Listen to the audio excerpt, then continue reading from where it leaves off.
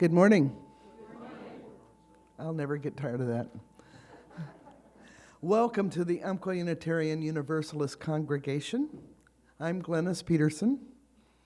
I extend a special welcome to those of you who are visitors or not coming very often. Welcome, welcome. Please consider staying after coffee or for coffee after the service. Also, I will tell you a little bit more about that in a minute. But I also want to welcome those of you at home. We're glad you're joining us. I also want to thank our greeter, John Esham. Thank you very much.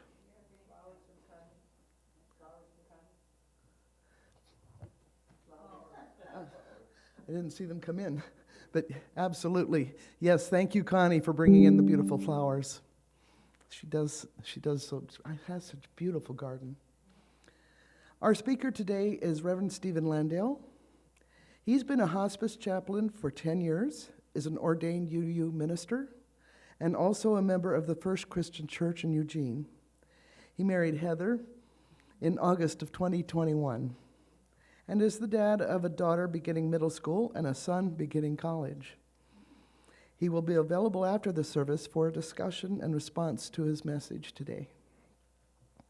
Now we are finally getting our announcements printed in the insert, so take a look at those. I would like to draw special attention to the front where with the picture of Reverend Dennis Reynolds. Interesting developments going on in our church because of that. Now, too many people in our community suffer from hunger, illness, or homelessness. To help, we join with several Roseburg churches in support of the fish pantry. We will now collect your food or money donations for fish, and I invite the young at heart to come forward, take a basket, and help in our collection.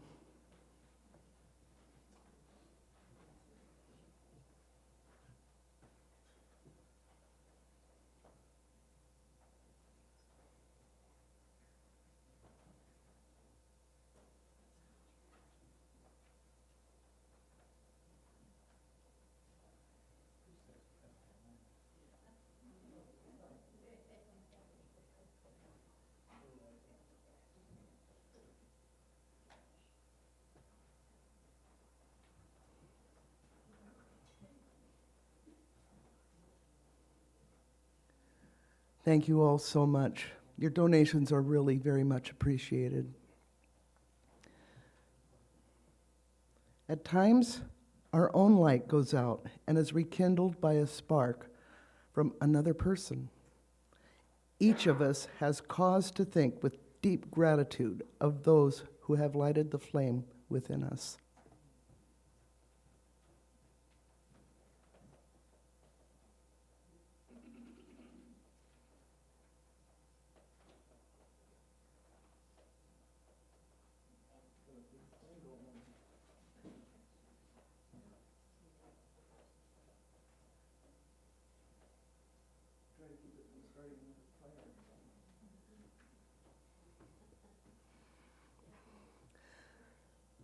In our opening words,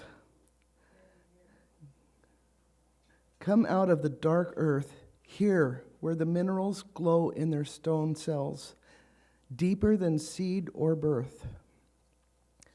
Come into the pure air, above all heaviness of storm and cloud, to this light-possessed atmosphere. Come into, out of, under the earth, the wave, the air. Love touches everywhere with primeval candor. Please rise in body or spirit and help us sing hymn number 352, Find a Stillness.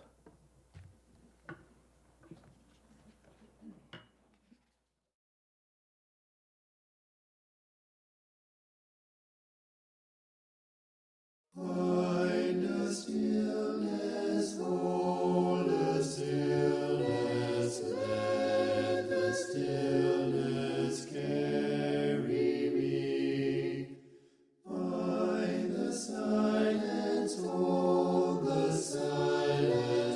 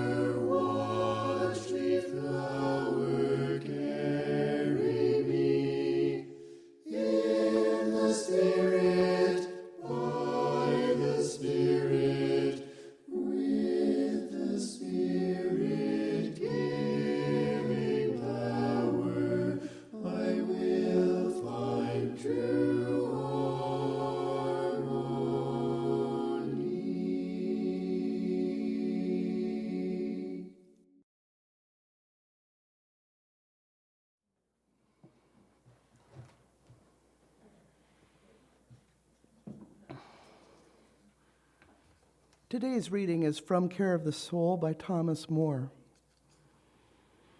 Ancient psychology, rooted in a very different ground from modern therapeutic thinking, held that the fate and character of each of us is born in mystery, that our individuality is so profound and so hidden that it takes more than a lifetime for identity to emerge.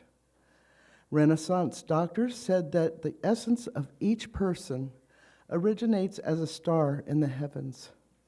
How different this is from the modern view that a person is what he makes himself to be. Care of the Soul, looking back with special regard to ancient psychologies for insight and guidance, goes beyond secular mythology of the self and recovers a sense of sacredness for each individual life. This sacred quality is not just value, all lives are important. It is the unfathomable mystery that is the very seed and heart of each individual. Shallow therapeutic manipulations aimed at restoring normality, or tuning a life according to standards reduces, shrinks that profound mystery to the pale dimensions of a social common denominator referred to as the adjusted personality. Care of the Soul sees another reality altogether.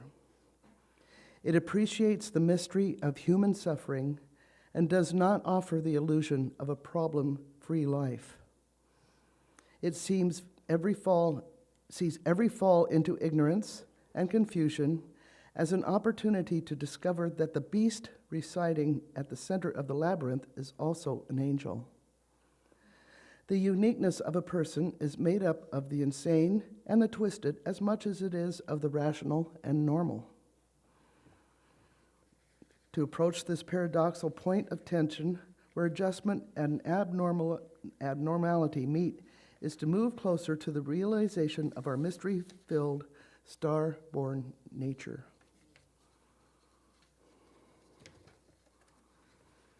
The Greeks told the story of the Minotaur, the bull-headed, flesh-eating man who lived at the center of the labyrinth. He was a threatening beast, and yet his name was Asterion, star. I often think of this paradox as I sit with someone with tears in her eyes, searching for some way to deal with a death, a divorce, or a depression. It is a beast, this thing that stores in the core of her being, but it is also the star of her innermost nature. We have to care for this suffering with extreme reverence so that in our fear and anger at the beast, we do not overlook the star.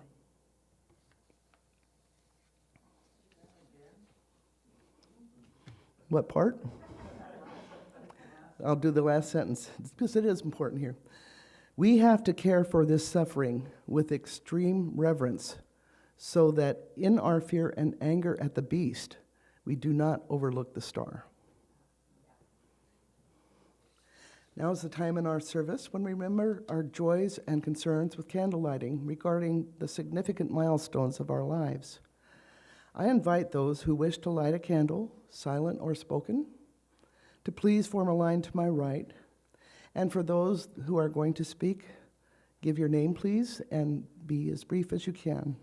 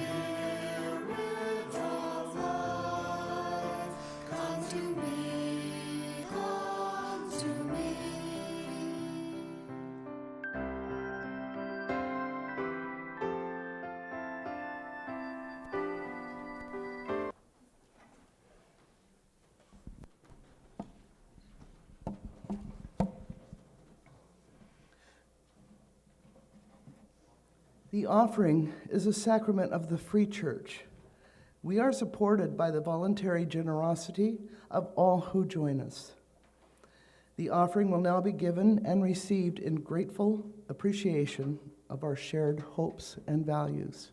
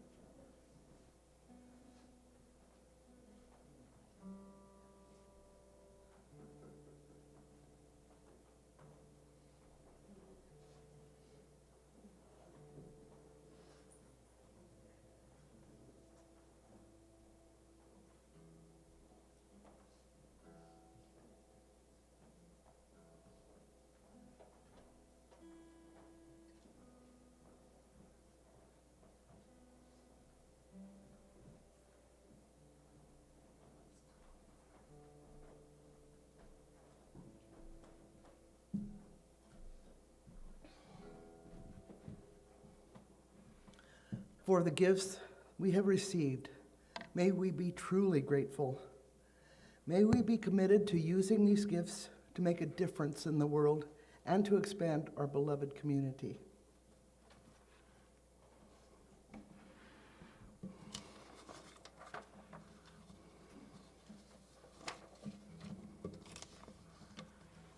And now I'd like you all to settle in, take a deep breath, and relax.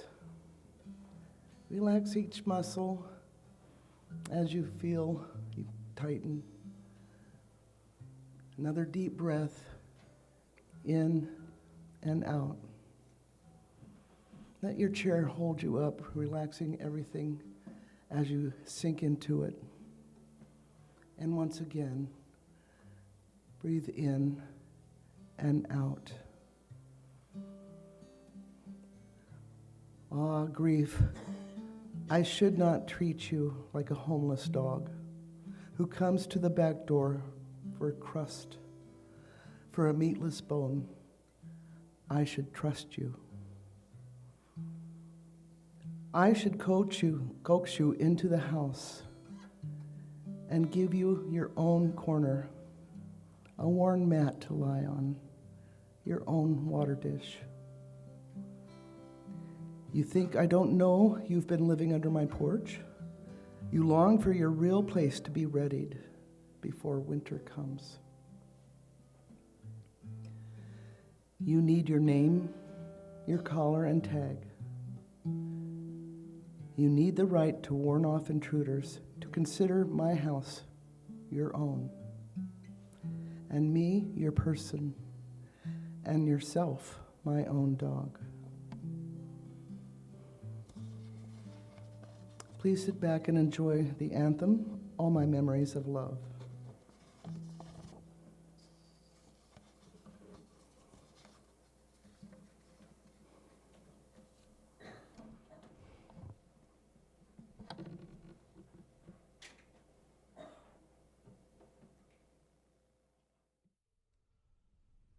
All my memories of love hang upon high stars. All the souls I've lost to tears now leave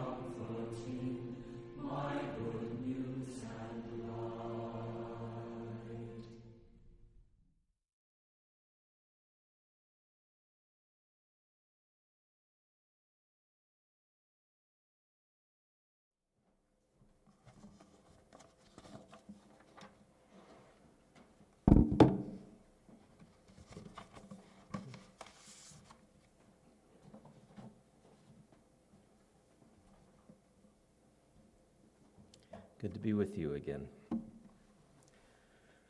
All my memories of love hang upon high stars. All the souls I've lost to tears now the autumn jars. And the air around me here thickens with their song. Sing again their nameless tunes, sing again and strong. What lovely imagery in that song. And the night sky, hanging on the stars, our memories of love. The autumn season, jarring or canning for later retrieval, the souls we've lost in grief. A song of these souls, tunes without name or perhaps even words, thicken the air, and we sing these nameless tunes. We've heard them before, we sing them again and strong. Sometimes music, poetry, or art can be better therapy than therapy. Grief, no matter how many times we've been through it, no matter how thoroughly we think we understand it, still can take new shape in our lives with each new loss, even if some familiar patterns repeat themselves.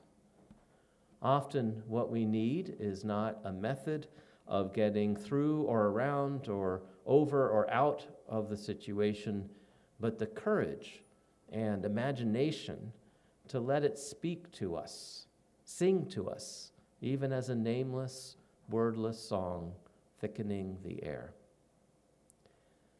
Earlier, Glennis read a poem by Denise Levertov, Talking to Grief, which I've taken to calling the Grief Dog poem. How creatively Levertov captures what we most often do with grief. Treat it like a homeless dog, giving it a crust or a meatless bone at best.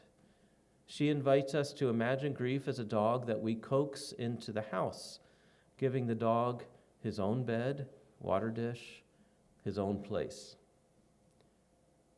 Please note that there's no suggestion of the grief dog leaving.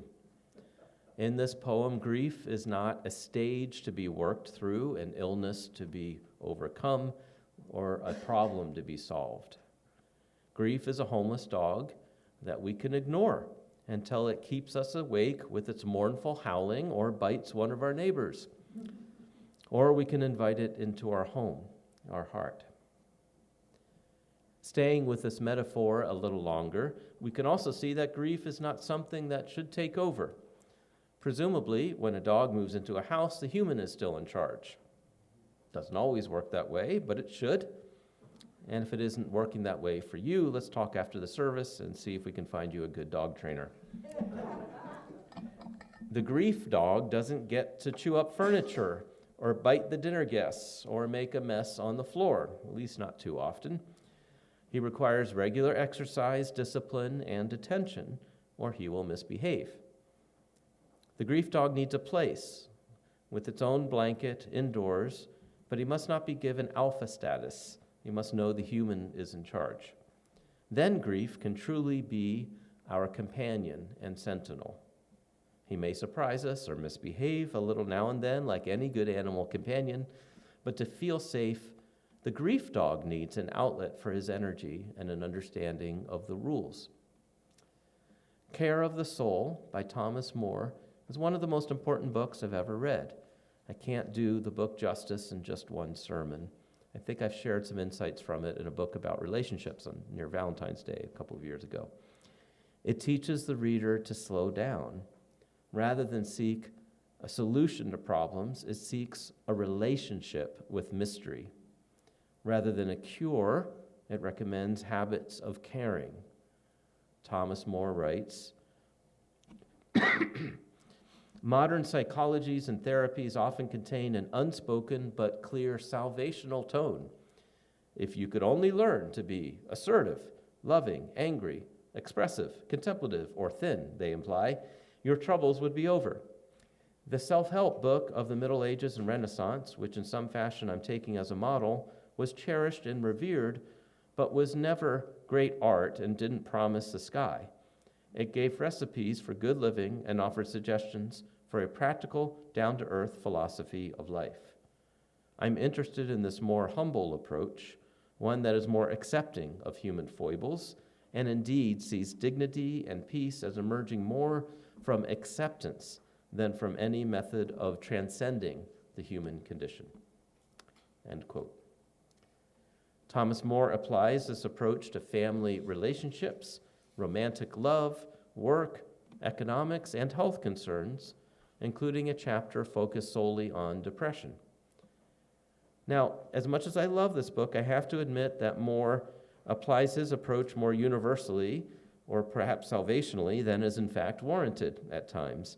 More characterizes depression in mythical terms as a visit from Saturn, a call to slow down and reevaluate our lives.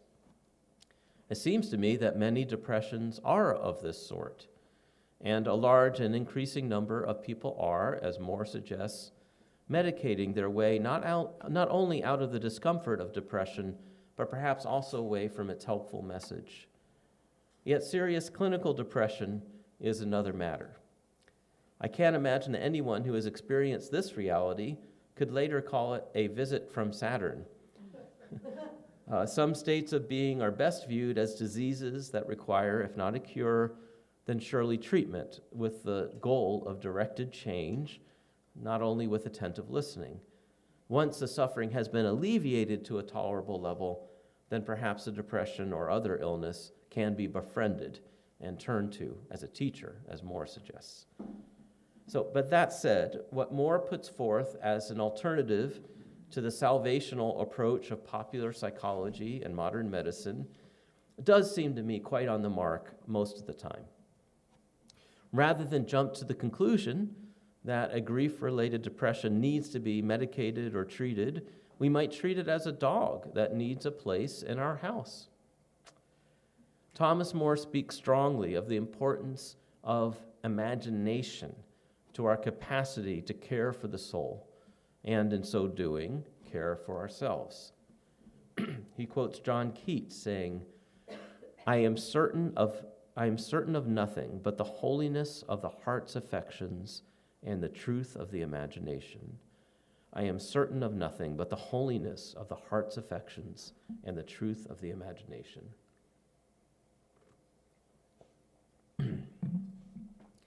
Care of the soul invites us to discern the deepest yearnings of our hearts, yearnings activated by engaging in soulful activities, such as taking the time to cook a real dinner from scratch with one's partner or friends. Excuse me. It's just a mild cold, by the way. I was tested for COVID. Or stepping away from the computer to handwrite a letter, mail it to a friend. When was the last time we've done this? Mail a letter to a friend, handwritten, where it appears like magic in her mailbox, a hidden gift of love amongst the bills, credit card applications, catalogs, and political campaign messages. Caring for the soul means taking time to listen to our yearnings, particularly those that are strange or troublesome. Listening may or may not lead to a literal application of those yearnings. Often they are broader and different than they first appear. Caring for the soul requires that we sit with the shadows in our life. Caring for the soul leads us to use our imagination, to imagine not only desired outcomes, but also our worst fears, to transform the vague, frightening monster in our psyche into a minotaur, the bull-headed, flesh-eating man who lives in the center of the labyrinth, but whose name is Asterion, the star. It calls us to imagine our identities not merely as a package of behavioral patterns determined by the actions and inactions of our parents and families of origin, but as a profound and hidden mystery, the essence of which originates as a star in the heavens, guarded by that very minotaur. Care of the soul invites us to imagine our family histories, including the generations before us, not only as the ground from which sprang our neuroses and perhaps psychoses, but also the ground from which grows our creativity and strength. Most importantly, it reminds us how much of our identity is forged in family history, regardless of the qualities of that identity. If we want to live soulfully, then we may need to tell our family stories again and again, the healing and creativity coming less from analysis than in the very act of the telling, especially when we can see our stories in the context of family and cultural myth. In hospice spiritual care, this process is called life review for meaning. Now back to that labyrinth. Many churches now have a labyrinth permanently marked on a floor or printed on a rug, which is rolled out for special occasions. A labyrinth is not a maze. There's only one winding passageway, not any dead ends, leading in. Heather and I stumbled across an outdoor labyrinth on the last day of our honeymoon in Kauai last year. I like to walk them slowly, with a question or a wordless hope or prayer in mind. At the center, I pause, listen to my heart, and then slowly walk back out. Often we're invited to leave an object behind in the center, perhaps take an object away with us that was left behind by someone else. At a youth coming-of-age retreat I helped to lead, the participating teenagers walked a labyrinth and remained silent when they came out, walking mindfully and slowly, soon sitting down to walk their credos, their statements of personal religious belief. These teenagers, it turned out, are quite capable of being in silence quite a long time. They liked it. Kelly, a member of a church I served in Rhode Island, had an unusual way of caring for her souls with action figures. When I visited her at home, she showed me these figurines she keeps in her house. Each corresponds to a part of her personality. One is an Amazon, a female warrior. Another is Sarge. When she is noticing, or when her husband is noticing, that she's been feeling or acting in a Sarge-like manner, then she talks to Sarge. By acknowledging certain tendencies and giving them their own figurine on her windowsill, she's acting like the protagonist in the Levertov poem, Taking in the Grief Dog. Ignored, the grief dogs or Sarges or Amazons in our psyche might become pathologies. Might even lead us to injure our spouses, who knows? Or at least nuisances to others, if not ourselves. Just teasing. But when we befriend them, taking them in, while maintaining our own role as master, as Zeus, to take More's use of polytheistic mythologies a little further, then these formerly shunned parts of ourselves become strengths. And I'm grateful Kelly found a creative, repetitive way to befriend her inner Sarge, because she tamed and integrated her inner Sarge into a balanced and strong leadership style that was a great benefit to our church and to other communities.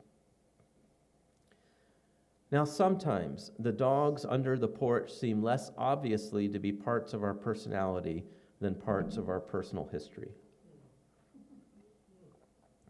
For years, I was haunted by the death of my brother Ray, a suicide. As this took place 2 days after my 9th birthday, he was 11 years older, in years following, I had a hard time enjoying my birthday, the death anniversary clouding a period of 2 or 3 weeks each year, during which I tried not to think about Ray or his death. Then a therapist gave me a good, practical, Thomas More-like suggestion: plan to set aside Ray's death anniversary in advance. Lean into it to honor and remember him.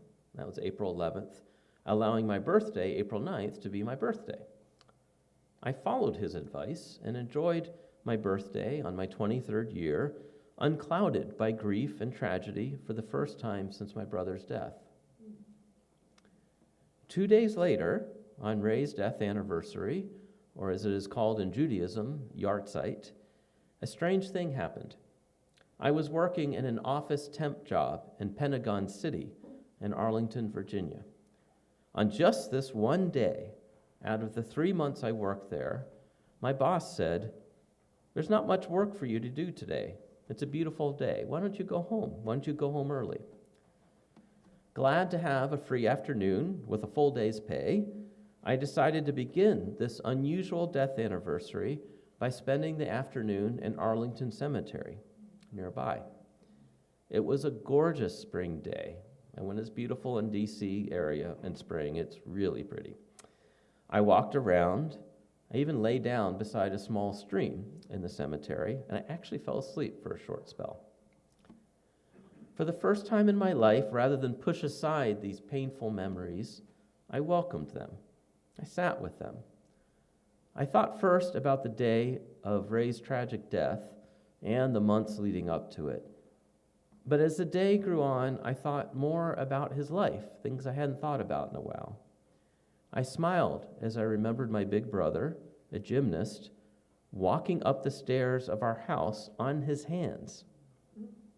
And I wondered about the lives of those other men and women who were buried in Arlington Cemetery. Then I took myself out to dinner, the first time I'd eaten alone in a restaurant for dinner. It felt like hanging out with Ray. I never spent that much time just with him.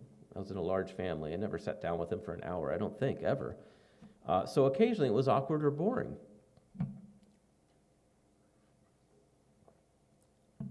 There were no dramatic answers or resolutions that came to me, but I felt a sense of gradual peace with my brother, with myself, and with God.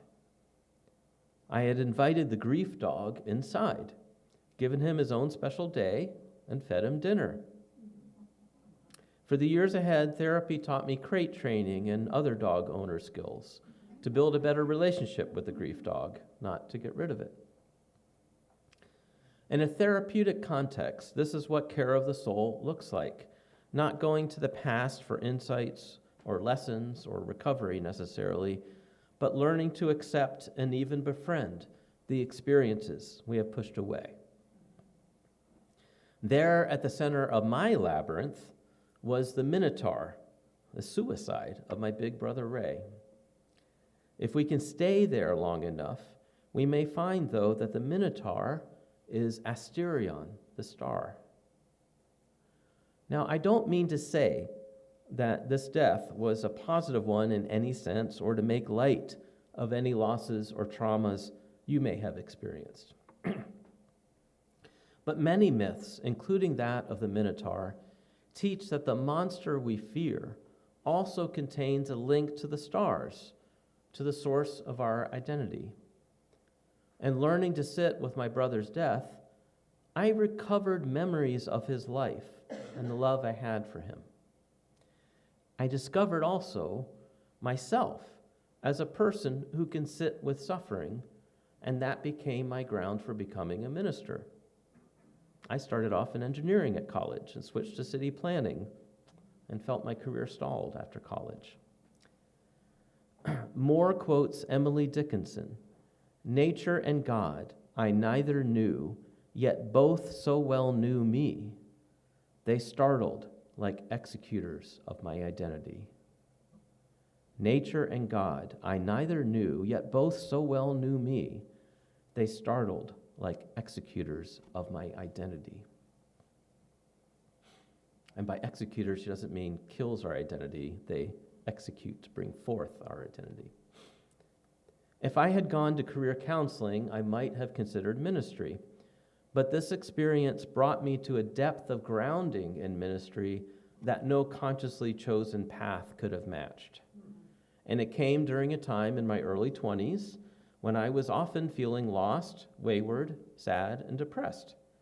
It was a time when, in hindsight, something was at work inside me, stalling my career path so that another could open up.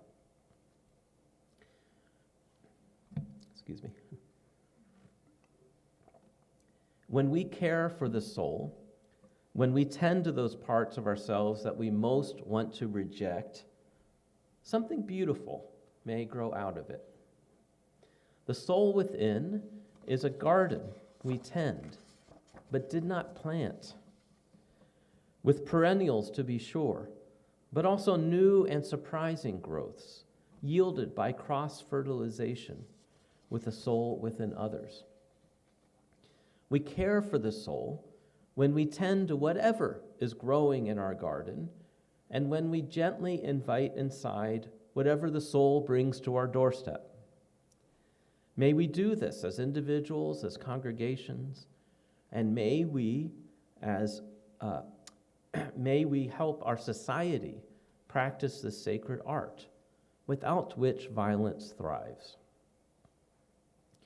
When I originally titled this sermon, I called it Caring for Our Souls, not wanting to give it the exact same title as the book, Care of the Soul.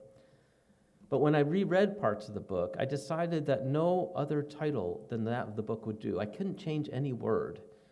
When we care for the soul, it is indeed an experience particular to us and our individual histories and personality.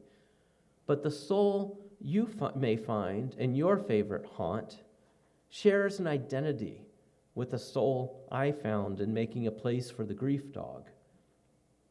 Just as the star you find through your minotaur resides in the same sky that the star I found through facing mine. We are more closely related in our souls than in any other place. The bonds of family and tribe and even species do not compare with it. This is the reason and hope of liberal religion. As unique as each one of us, we come to church, I believe, in hope of reconnecting not just with our soul, but with the soul, the deep place where we may all meet in compassion, good humor, and joy.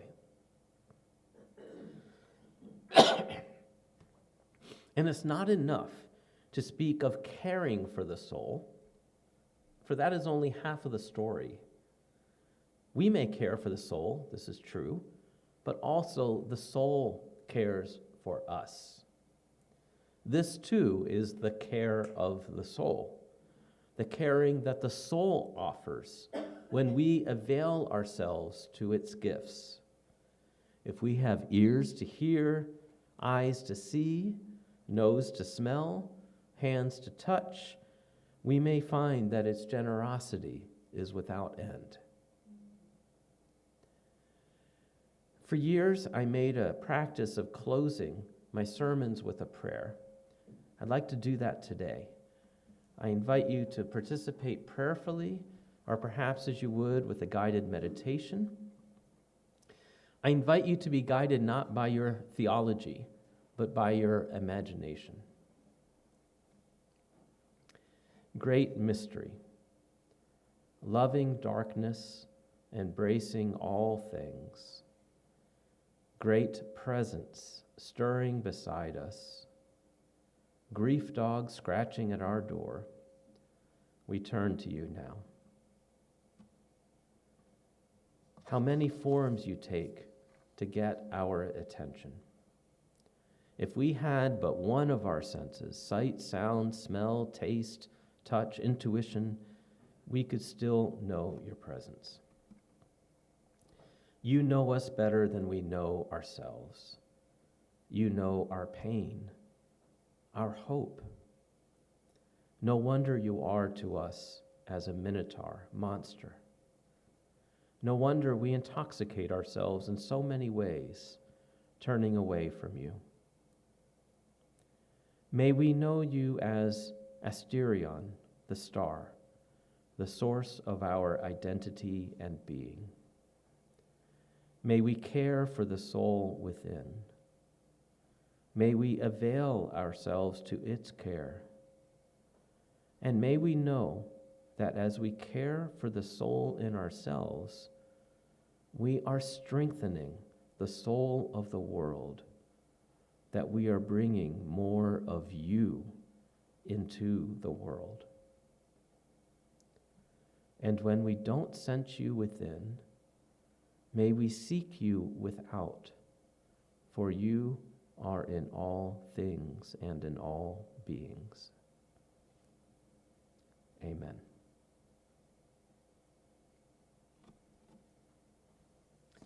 I invite you to join in singing our closing song, For All That Is Our Life. And I'll be available here after the service for a discussion. And hopefully you'll do more talking than me. Okay, thank you.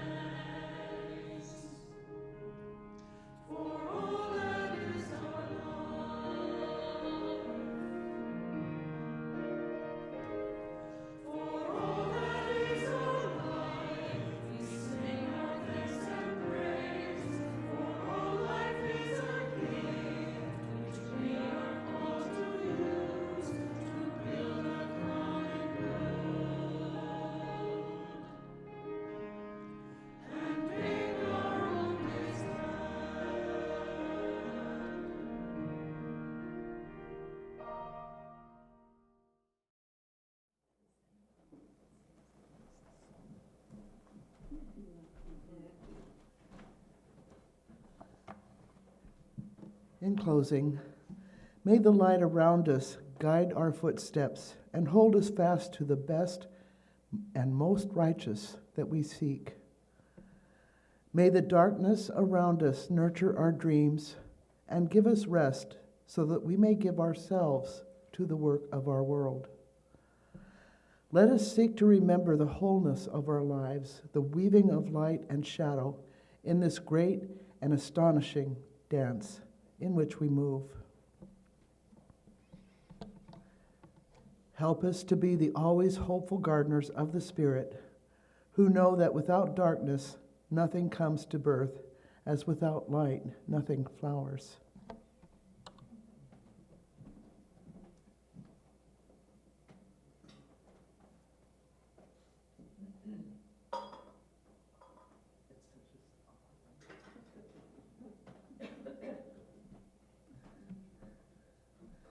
Join me in singing Go Lift It Up. The words are in your order service.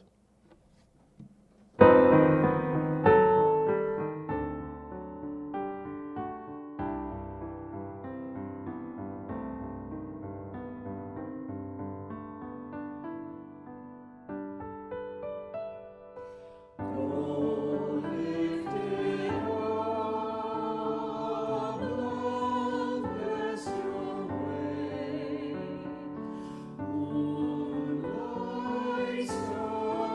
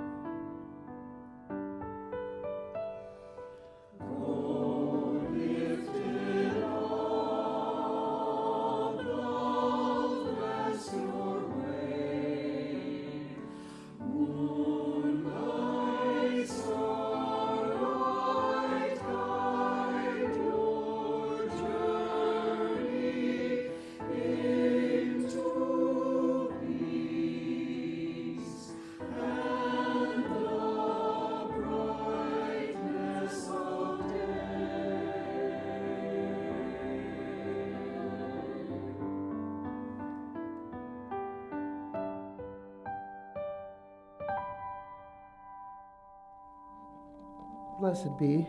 Please join us now for fellowship. And if you'd like to respond to today's sermon, Stephen Landale will be around for a discussion circle.